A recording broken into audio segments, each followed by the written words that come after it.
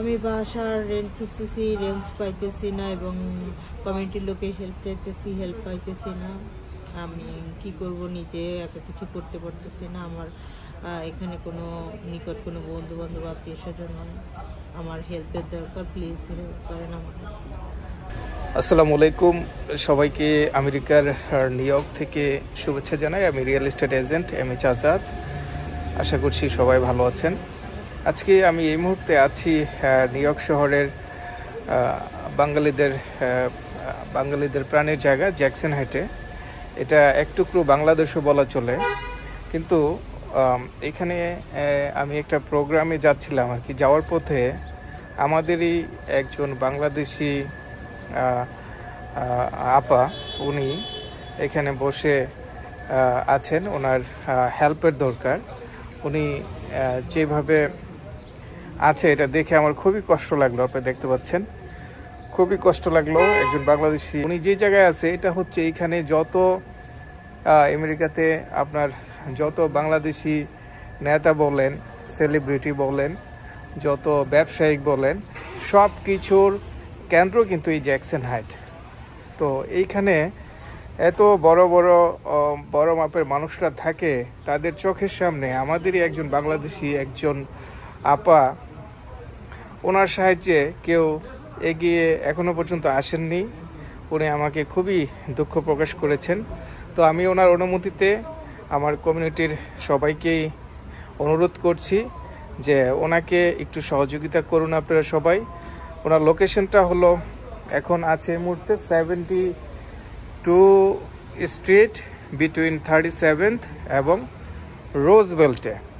তো আজকে চলুন তাহলে আপার সাথে একটু কথা বলি আর কি, যে উনি কী ধরনের হেল্প চায় এবং ওনার কেন আজকে এই পথে বসে মানুষের কাছ থেকে চেয়ে জীবনযাপন করতে হবে। উনি বেসিক্যালি একটা জব খুঁজতেছেন। তো আমরা ওনার সাথে ওনার বিষয়ে একটু জানতে চাবো আর কি। আসসালামু আলাইকুম আপা, কেমন আছেন?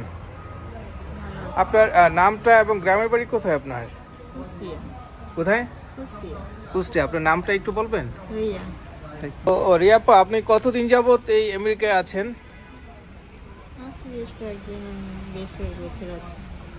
আচ্ছা আচ্ছা।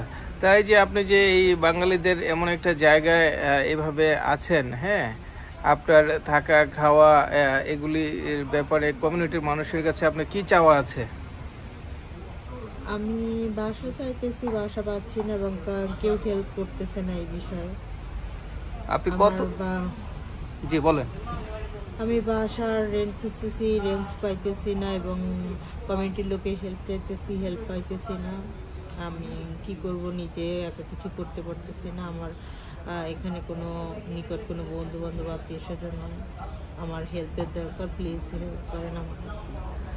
ও আচ্ছা, দেখতে পাচ্ছেন খুবই সুন্দর একটা শিক্ষিত একটা মানুষ। আজকে হয়তোবা জীবনে কোনো একটা দুর্ঘটনার কারণে আজকে উনি এভাবে দেখেন হোমলেস হয়ে আছে। আমাদের দেখে খুব কষ্ট লাগছে। তো আপনি কতদিন যাবত আছেন এইভাবে?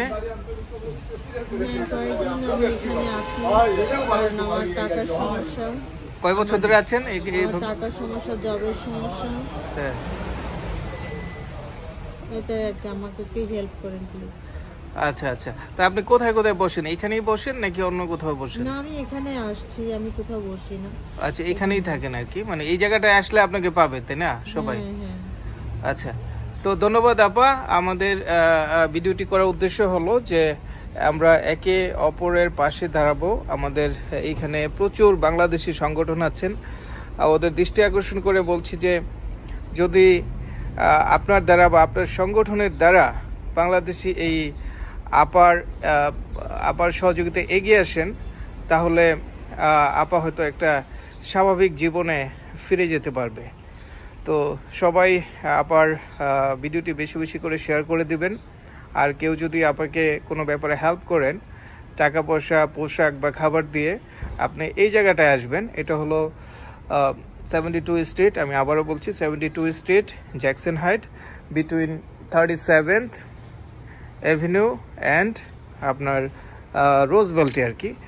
আপনার কি কোনো নাম্বার আছে আপনার সাথে যোগাযোগ করার? না। আপনার কোনো সেলফোন নাম্বার নাই?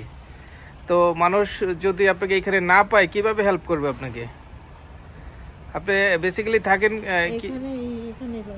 এখানেই পাবো। আচ্ছা আচ্ছা। তো এখন দেখতে পাচ্ছেন যে এখানে কিন্তু একটা উপরে একটা জায়গা আছে কনস্ট্রাকশনের, এই জন্য উনি কিন্তু নিরাপদে এখানে থাকতে পারছেন। কিন্তু একটা সময় কিন্তু এই জিনিসটা না থাকলে কিন্তু উনি এইখানে আর নাও থাকতে পারেন। তো আপনারা যারা কমিউনিটির মানুষ আছেন সবার দৃষ্টি আকর্ষণ করে আবারও বলছি যে যদি সম্ভব হয় বাংলাদেশি এই আপাকে স্বাভাবিক জীবনে ফিরিয়ে আনার অনুরোধ করছি সবাইকে। সবার সুস্থ জীবন কামনা করে আমেরিকার নিউ ইয়র্ক থেকে বিদায় নিচ্ছি। আমি এম এস আজাদ। আল্লাহ হাফেজ। আসসালামু আলাইকুম।